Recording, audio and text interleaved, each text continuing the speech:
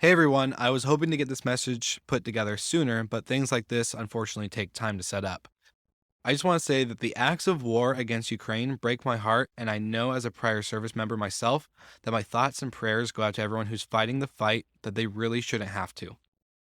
That being said, we have been working behind the scenes with all of our podcasts and podcast partners to put a fund together in order to pay for any refugee housing and other needs that go alongside that, like food, water, and any clothing needs. Internally, many podcasts in the Hospitality FM network have voluntarily given up sponsorship money in order to donate to the cause and are working on a unified message in order to spread throughout all of our podcasts. So this is me calling out to all of our property manager friends, industry experts, and anyone knowing of those providing lodging for Ukrainian refugees seeking safety. You can contact me directly at will with one L, W-I-L, at slicktalkmedia.com. We have an internal document that is being updated in real time, so if anyone could share this message within your network, we'd greatly appreciate it. I'm also placing in the show notes a link to our GoFundMe and landing page for Rentals to Rescue. That's rentalstorescue.com, where we're putting funds together in order to, again, provide finances for any of these lodging and relocation needs. So thank you so much for tuning into this quick message. I hope you guys are all well and safe, as I know we have tons of listeners in Ukraine and other countries in Europe. So thank you so much for tuning in, and I hope you guys enjoy this episode.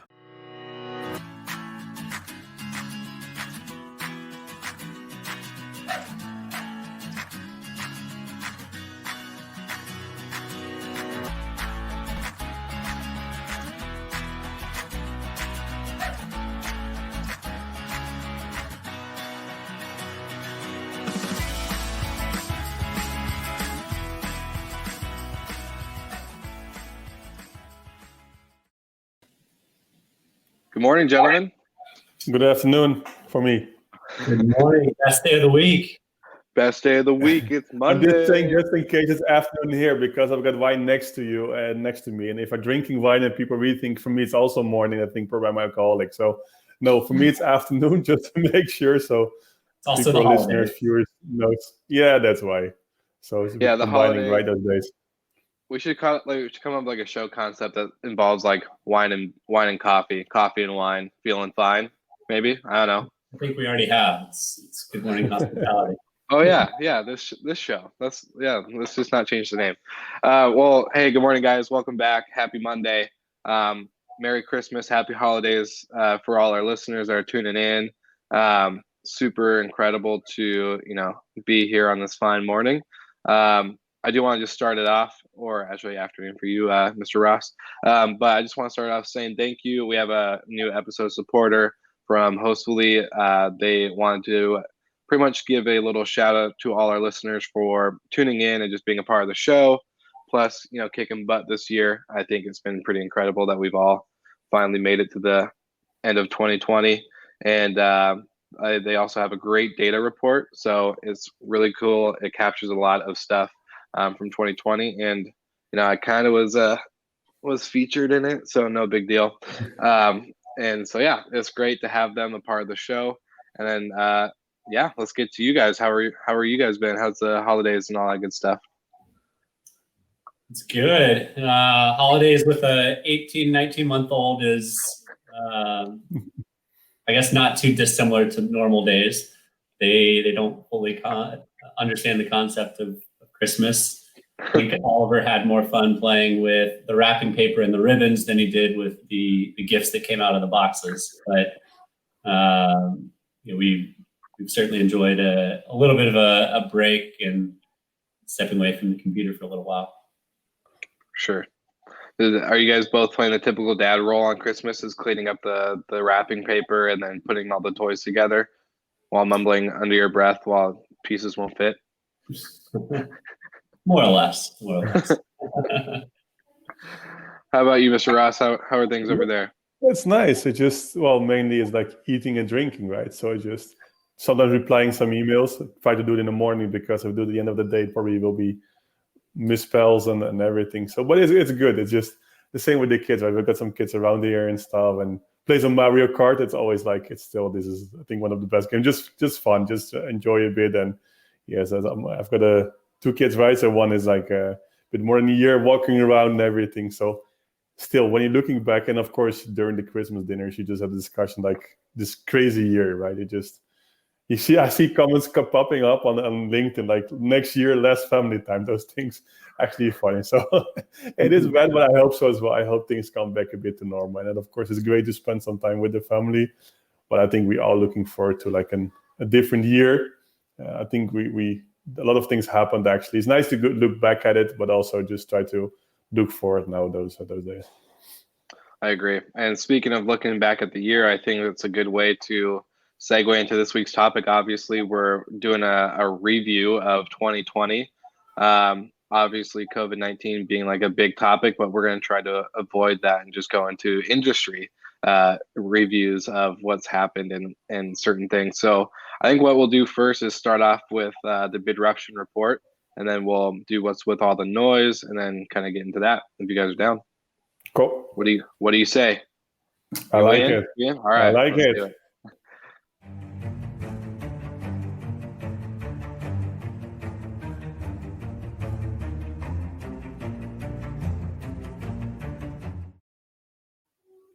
Yes, the startup of the week. And actually, I got a golden tip for the Dutch listeners that know what I mean.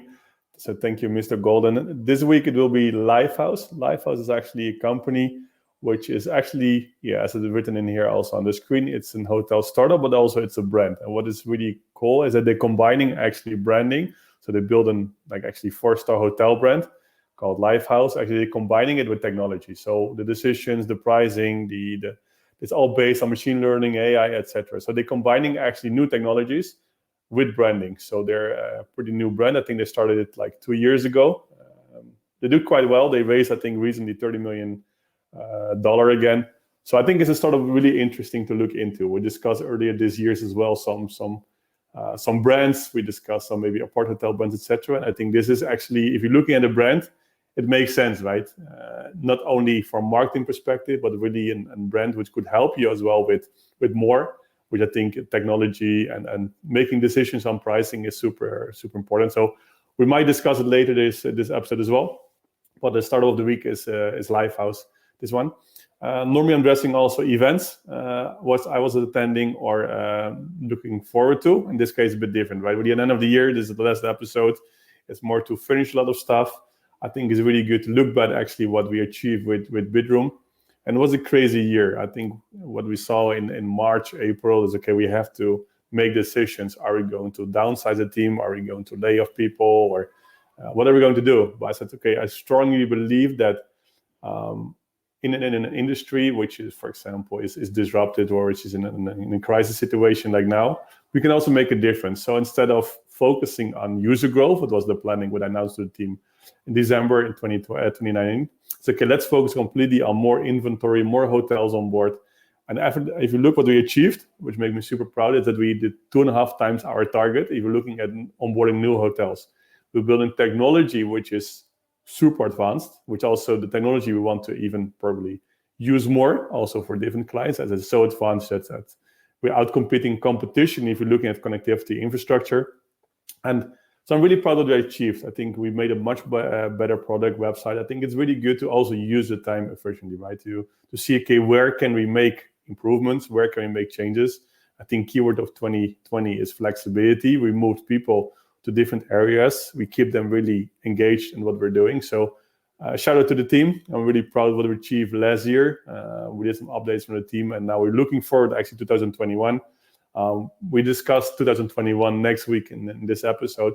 But again, instead of mentioning some events, again, compliments to the team of Bidroom, what we achieved last year. Again, I think we can come out stronger, even it was a crazy year for everybody in travel. But yeah, again, I'm looking forward to what the 2021 will bring us. Thank you.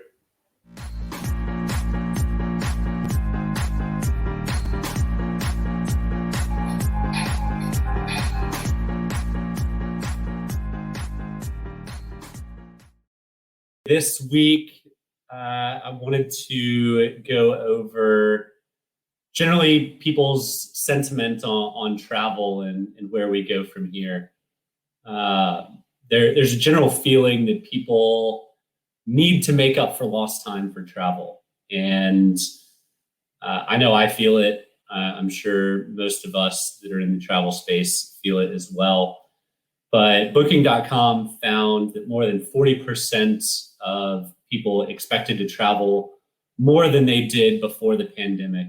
And those numbers are even higher for millennials and Gen Z. There's the trips that everyone has planned have also kind of raised the stakes or raised the bar. There's a travel agency that put out a couple fun trips that they're planning for clients. One of them is a desert island survival competition between two families. So I imagine they're being dropped in some remote area, and two families survive for as long as they can before tapping out. Sounds like a TV show, but would also be pretty fun to be a part of. Others are renting castles in Scotland. Others are having a Mamma Mia themed escape in Italy. So the pent up demand for travel is certainly there. I don't have the stat in front of me, but something like $19 billion of unused airline dollars are sitting in people's accounts. So people are ready to go. We just need the green light to do so.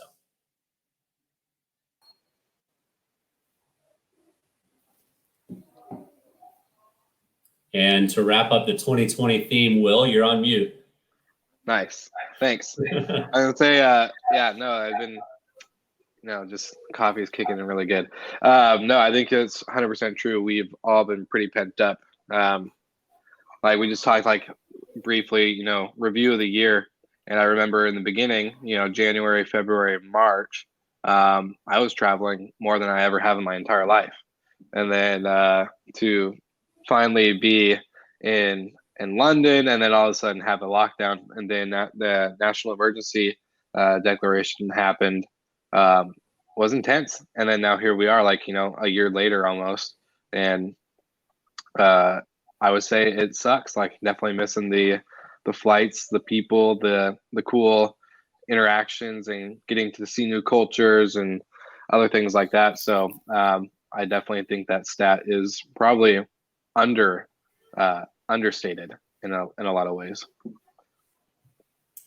Well, I'm just curious, as Booking.com is saying it will be increasing 40%, right?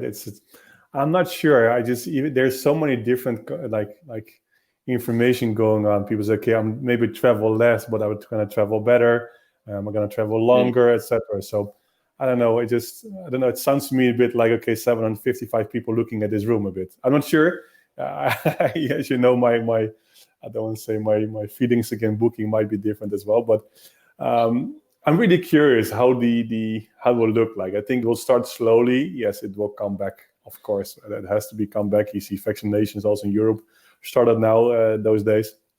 But I'm really curious how it will come back. And I think it will be different. I think short-term rental will have a boost, will recover quickly. I think if you're thinking again to have a breakfast, standing in the queue with people around you and taking food from the same cup or whatever, I'm not sure.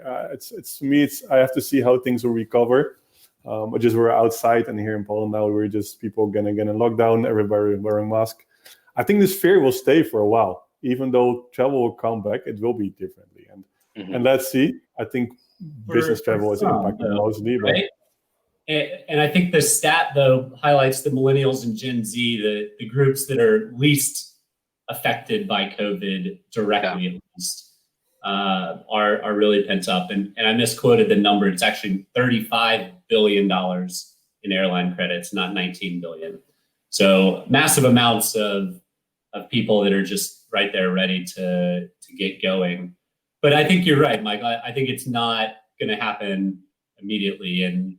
And whether it happens in 2021 or it happens in 2022, I think when you have something taken away from you that you take for granted, you don't take it for granted anymore. And I think we're kind of in that phase right now where I'm dying to get over to Europe. I've been back and forth to Europe every year since I was 16, at least once. And luckily or unluckily, I spent 2 days there in March before I had to come home.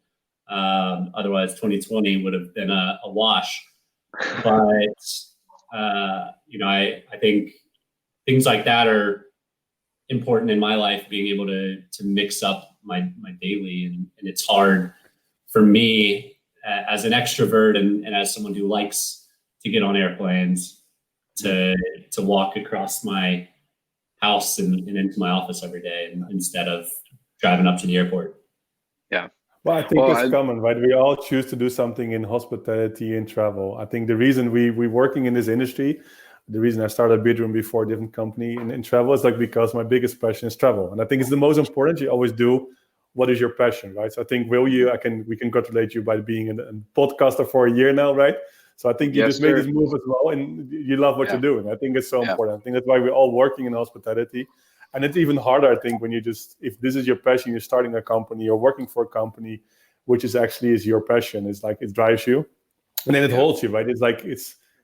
Again, I think everybody, also the people listening, I think they're all in hospitality. That's why they're listening to this podcast. I think I said to my wife this morning, we're so looking for just go for a weekend away, just staying in a hotel and just have a dinner in a restaurant like normal without fear. And this looks like a dream. And before it was normal. And this is, so I really hope, like, at least in 2021, we have a few moments like this, that we just not have this constant fear and can enjoy, because travel, I think, is one of the most things there is out there, to see different cultures. And I think I really miss it a lot. And I think most people listening as well. So let's see what 21 brings, but we're looking more to 20,000 to next year. We do it next week, right? So, but again, it was a crazy year when I just look back at it, and especially those days when you're sitting with Christmas dinners, you're looking back like, it was a weird year. You see, valuation of Airbnb was even higher than before pandemic. You see, it was just I just don't like the word crisis. It's, for me, it's just a crazy year. Mm-hmm. Yeah, well, and you touched on it, Michael, and I was at Click, I guess 2019, which is Booking's big event, and Glenn Fogel was on stage in a t-shirt and running shoes, which I love. That's totally my attire style. But the t-shirt was a Mark Twain shirt that said, "Travel is fatal to prejudice, bigotry, and narrow-mindedness." And I think that's part of why I'm so passionate about travel, because you can get wrapped up in the bubble that you live in your hometown or home city or home state, and forget that the way people live is totally different all over the world. And travel is really the only way that you can immerse yourself and understand it, even if it's just for a few days. But it is recharge as well, right? It's not only the culture and everything. If you're sitting at home, you need to recharge yourself, and just being in a different environment. I just know my last long travel was in the US for over 2 weeks. We're visiting some places, including the Airbnb office and the Apple office, etc. So really cool. And then we should come back 2 months later, right, for a follow-up. We joined the Plug and Play Accelerator program, and then everything changed. And then still, it was not the same, right? They moved it into online, and it just, I should come back, and I don't know, I just miss it so much. And also it's recharging you, right? To be in a different environment, different energy. I think that's what all people need. And you see a lot of people are just, I don't know, close to depression, and you can see it, right? And I think people really need to be out there to have this dinner, to have this travel somewhere else. And I think what you said is you need this. I think it's in the genes of people. You just need to be around other people, to have this social contact. And yeah, I'm really looking forward to some recovery. It will be still, I think it will be not as before, but again, I think we learned a lot as well. I think when you're looking at people, how they're traveling now, you can see a lot of shifts were made in hotels. You see the contactless, the way of, like, for example, I think the minibars and the room service increased a lot again.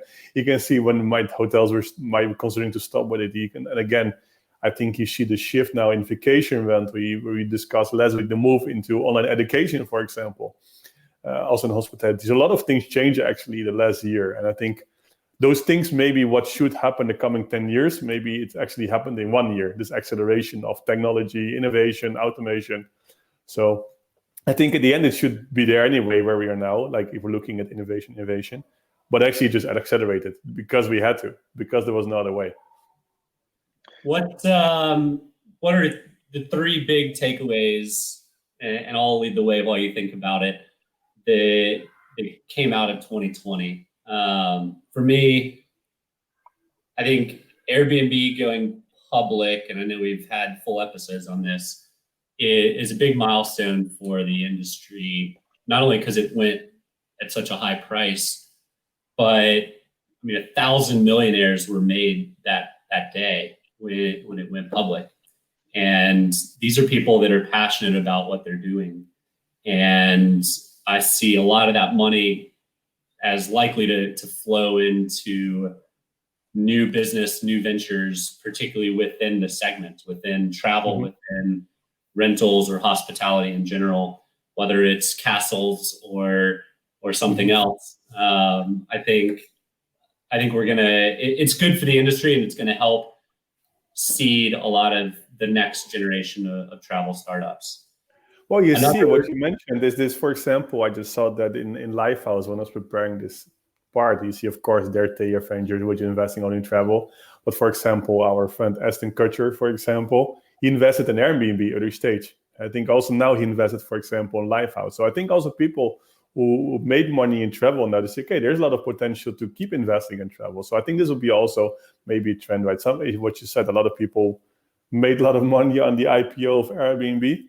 Unfortunately, yeah. I didn't, but still, maybe IPO will be the next, in a few years. It's too early.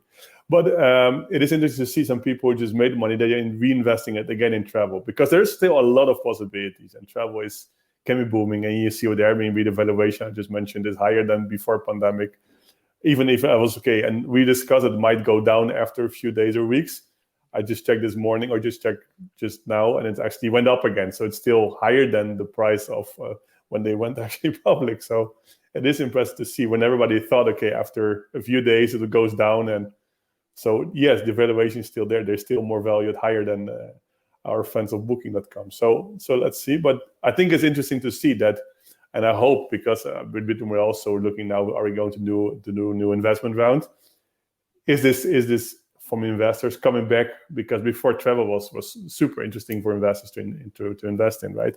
And we saw it as well. We're discussing. It's a constant process, right? And in the startup, you're constantly discussing new rounds, etc. We saw in March, April, when we were discussing with a few, they were scared: should we invest in travel or not? Is it really, when it's coming back? Because nobody knew how long it will take. And I think now people see, okay, there's a vaccine, everything coming. It's other day that there is this Fiverr report. What is it? It was like 90%. It will help. You saw everything went sky high. So I think investment also in travel will come back.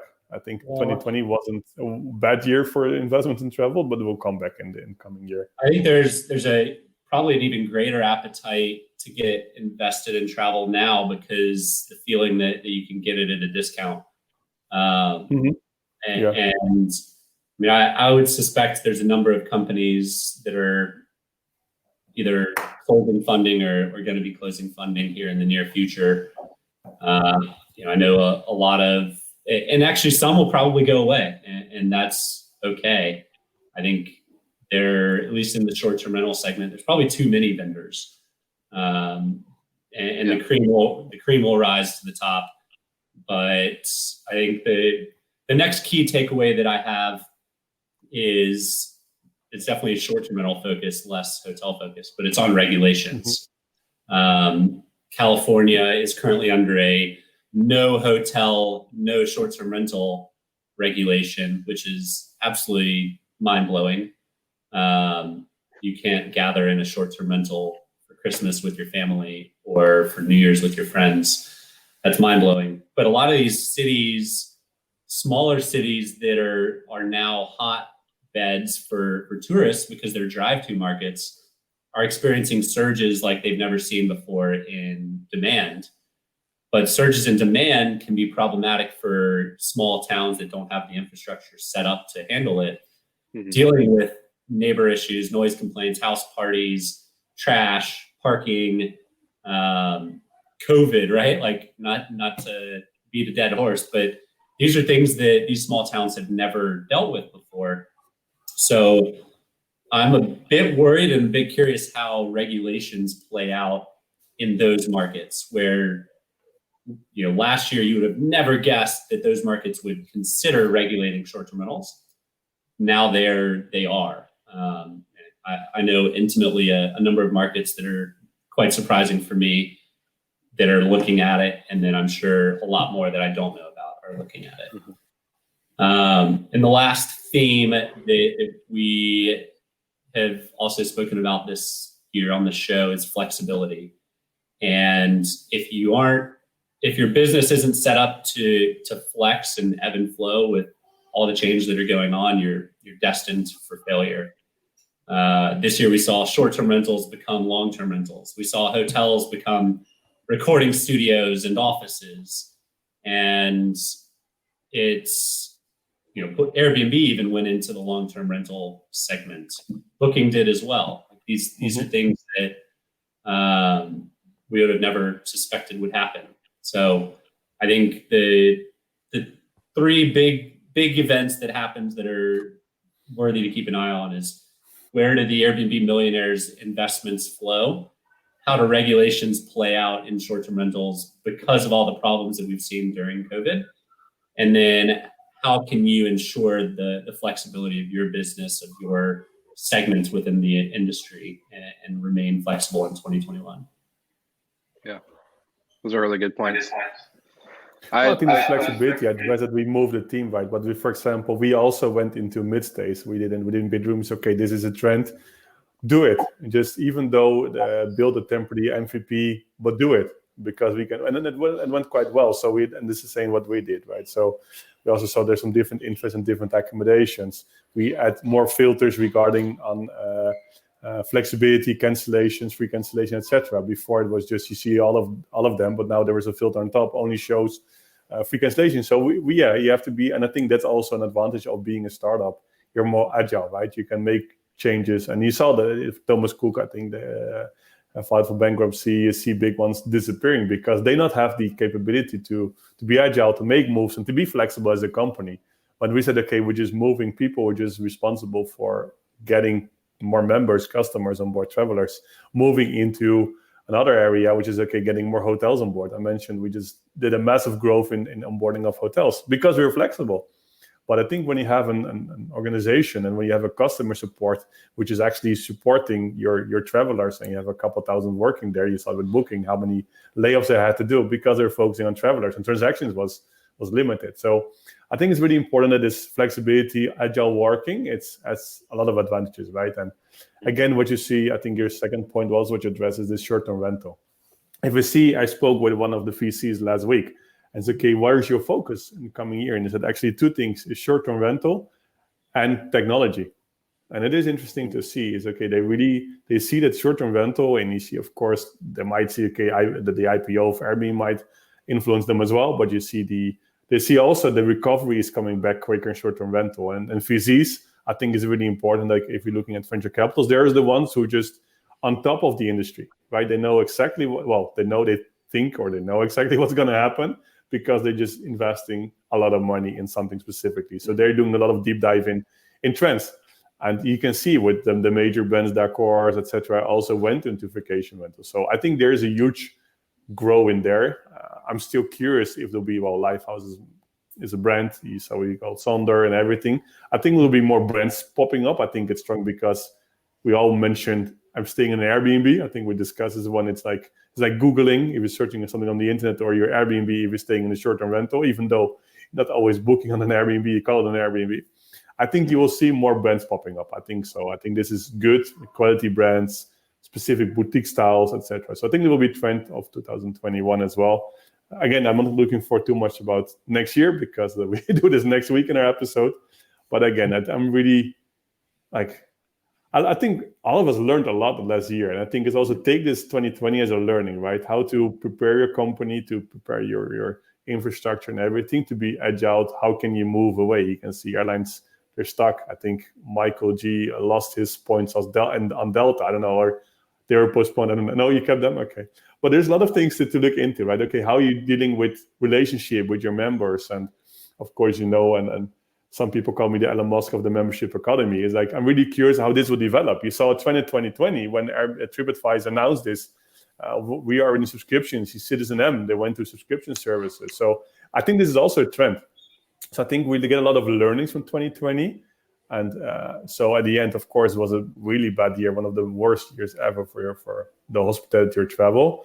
But I think we can learn a lot from it. And you can see where we supported restaurants with delivery, because delivery is people just expecting. And if your favorite restaurant is also delivering, why not? You don't always want to sit in a restaurant, especially now when it's not possible. So I think it's take it all, and that's my advice to many, and I advise a few startups as well. Take it as a learning. It's terrible what happened, but take it as a learning, and make sure you take those learnings and use it, because then you can come out stronger eventually, because you're more agile than the corporates. So, and you see the corporates as well, they're really looking now, okay, can we invest in startups? And I think that will be a trend of next year, that the corporates, the CVCs, maybe some airlines, I know some insights, well, maybe some airlines or alliances is, okay, can we look into startups investing? You see what Lufthansa, they have the innovation hub. I think this will be a new trend as well, because they see that they're more agile. So I'm actually when I talk about it, I'm super excited for next year already. So I'm getting a lot of energy from it. So I was going to say, like, I think one thing that you guys have both mentioned a lot, which is technology. And one thing that I think we're really seeing a lot of, and speaking of trends, will be branding. I think proper, like when it comes to, speaking of Hostfully in the beginning of the episode, their data report discovered that the biggest percentage of property managers and hosts and operators, especially in the B&B section as well, is focusing on tech to improve their tech stack and to understand it better, because they understood how important it was to have this automation, but also like, things like Breezeway coming up with this new feature where when reservations are canceled or modified or pushed back or like changed, it changes the back end scheduling for housekeeping and maintenance as well automatically, instead of you having to go back in, saving the host or the property manager time. And we're seeing a lot of stuff like this becoming the go-to. Like, we need more features like this. We need more tech to be, I guess, like be able to keep up with us and keep up with the operations. And then of course branding, we talked about Airbnb and the IPO, but one of the big things that happened in April and in March is that, millions of hosts and property managers lost millions of dollars to free cancellations and with no backing. And so a lot of people are focusing on brand and building their own house on their own land instead of others in other ways to phrase it. So it'll be interesting, like, companies like Lifehouse, I think focusing on the brand and the tech of, the storytelling. I think it's something that we've built our industry on, as storytelling, telling a good story and telling it right to the right audience. Golden, you talk about, 3 things you've learned. And I think one of the things that for me this year I've learned is who my audience is. Like, I've, officially been podcasting for a year, full-time, no job. When I started, I thought my audience was property managers and hosts and people that were operating on the ground. But then I'm finding out there's more people in the industry. It's service providers, it's front desk staff, it's bellmen, it's, property managers, it's restaurateurs, you name it. So like finding out your audience and then communicating a proper story, but then also, picking up on these things is pretty key and important. So I think we're going to see that hopefully, dial in through 2021 as well. Yeah, I think to address, and I think what you mentioned is data, right? We didn't mention this one, but I think we would all address to make decisions. If you're doing innovation or automation, I think it's all coming from data, right? You just say you need to know your audience, you need to know your clients, and I think data is going to be more important as well for recovery, because you need to know exactly which areas, how people should travel, and we saw as well that people want to stay longer, adjust your product or modify it or etc. So I think data is one of the keywords also for next year. We probably got 100 times better at data at NoiseAware during this time. We spent a lot of time cleaning up the back end, getting our systems, getting rid of our technical debt. And when we did so, we're now able to pull out a lot of really cool data from our system. So, yeah, it's going to be a fun 2021, but we'll get into that next week. Sweet. I think that's a great way to end it, guys. We'll have a great new year. Have fun with the families. and I will see you guys next Monday.